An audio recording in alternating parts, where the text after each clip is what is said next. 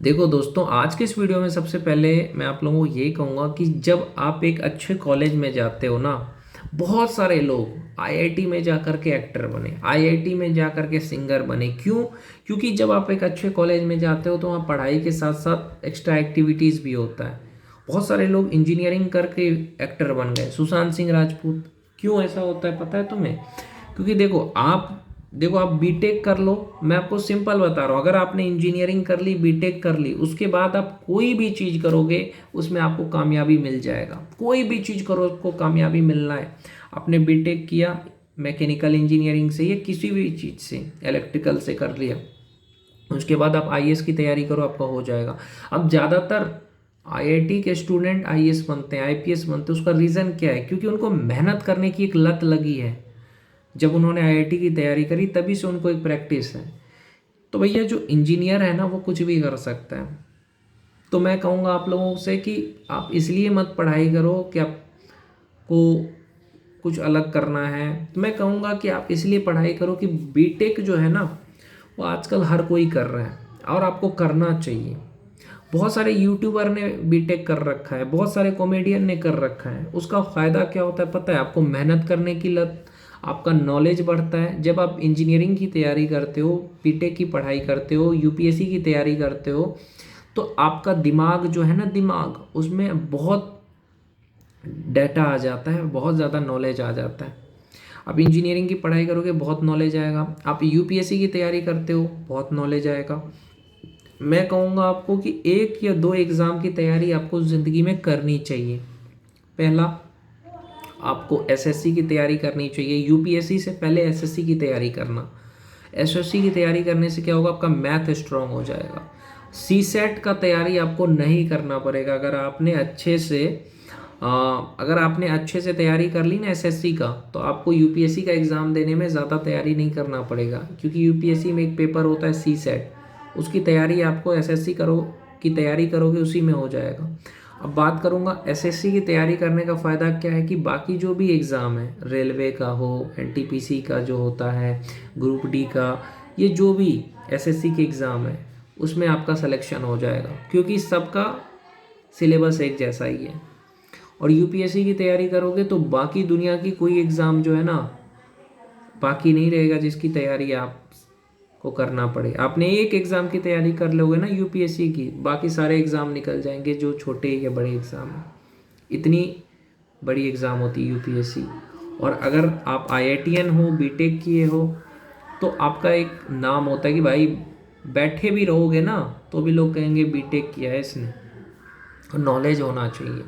और अगर पढ़ाई करने के बाद नौकरी नहीं भी मिलती है ना, आप पढ़ाई इतना अच्छे से कर लो कि किसी को पढ़ाओगे भी ना तो उसको मज़ा आएगा, और आपको 1 लाख 2 लाख रुपए फीस ऐसे भी आ जाएगा।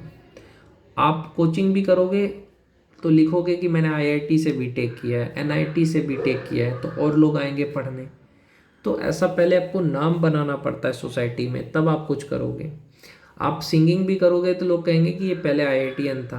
आप डांस भी करोगे तो लोगों को अच्छा लगेगा। तो पहले आप एक डिग्री ले लो अच्छा सा बीटेक की, उसके बाद आपको जो अच्छा लगता है वो करो। बहुत सारे लोग हैं जो बीटेक करके क्रिकेट खेले हैं और क्रिकेटर बने हैं।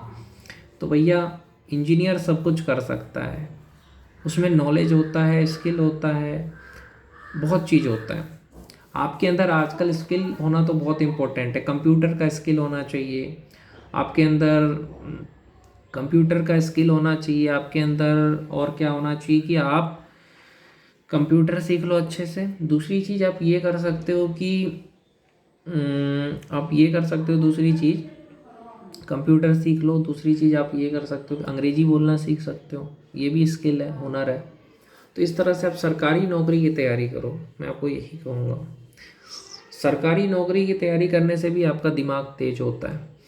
और नौकरी के साथ साथ आप एक्सरसाइज भी करो। बहुत सारे लड़के क्या करते हैं, पढ़ाई कर रहे हैं, एक्सरसाइज नहीं करते हैं। जिम ज्वाइन कर सकते हो, जिम नहीं कर सकते तो थोड़ा टहला करो। कम से कम 4-5 किलोमीटर तक चलना शुरू कर दो या दौड़ना शुरू कर दो।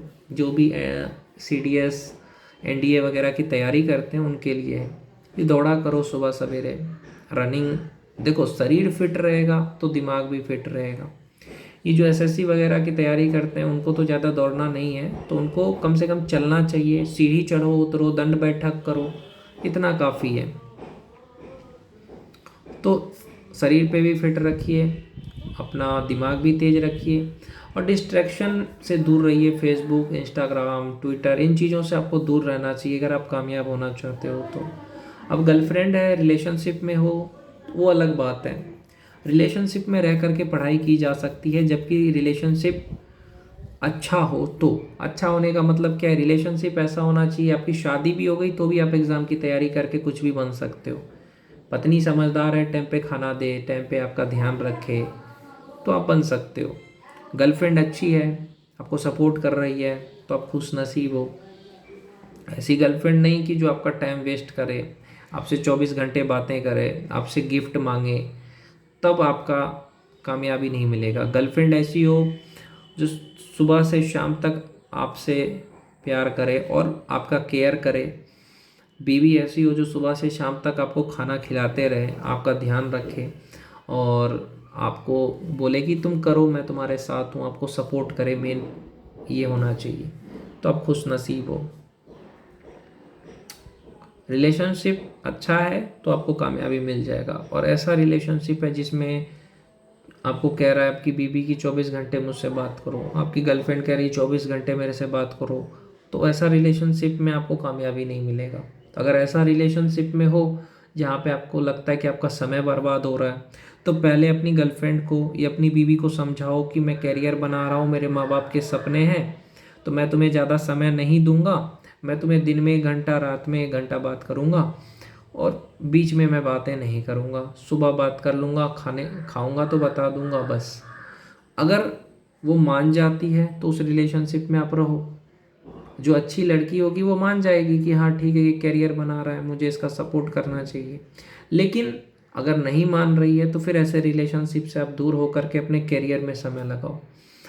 और ऐसे दोस्तों से दूर रहो जो आपका समय बर्बाद करते हैं, कहते हैं चलो नशा करते हैं, इन लोगों से दूर रहना है आपको। और ब्रह्मचर्य का पालन, गंदी फिल्में, गंदे वीडियो, मुठबाजी, हस्त मैथुन, इन चीज़ों से दूर रहिए। ये आपके दिमाग को कमज़ोर करेगा, आपको पढ़ाई में मन नहीं लगेगा और फिर आपको बहुत दिक्कत आएगी आगे जाके। तो इन चीज़ों से आपको दूरी बना करके रखना चाहिए और अपना एक पल भी बर्बाद मत करिए, क्योंकि अगर ये वक्त गुजर गया तो बाद में आपको पछतावा के अलावा और कुछ नहीं मिलेगा। तो ये चीज़ों पे ध्यान रखिए और पढ़ाई करते हो तो ये सोच के पढ़िए कि मेरे माँ बाप की उम्मीदें हैं मुझसे, मुझे पूरा करना है। पढ़ाई में मन नहीं लगता, बहुत सारे लोगों का दिक्कत है। तो भैया शुरुआत में आप बोलोगे कि 16-17 घंटे पढ़ूंगा, ऐसा तो होगा नहीं। शुरुआत में 2 घंटे से शुरू करिए, फिर 3 घंटे, फिर 4 घंटे पे आइए। एक हफ्ते में आप अगर 2-2 घंटा बढ़ाते जाओगे, आप एक पहले दिन आप 2 घंटे करिए, दूसरे दिन आप 4 घंटे करिए, तीसरे दिन आप 6 घंटे करिए, चौथे दिन 8 घंटे करिए, पाँचवें दिन 10 घंटे करिए, छठे दिन 14 घंटे करने का कोशिश करिए।